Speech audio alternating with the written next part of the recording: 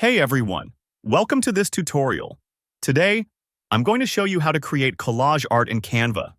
Let's get started. First up, choose a canvas size or design. You can choose any size that fits your project. After selecting your size, you'll be directed to a blank design page. Now, head over to the Elements tab on the left sidebar. Here, you'll find a variety of tools to create your collage.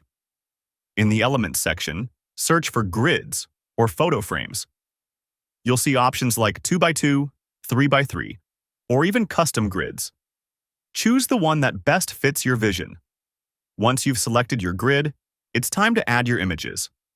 Click on the Uploads tab, upload your photos, and drag them into the grid frames.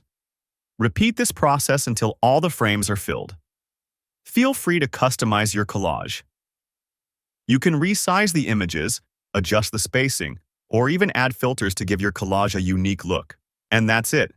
If you're ready to create stunning designs, try Canva Pro for free. Link in the description.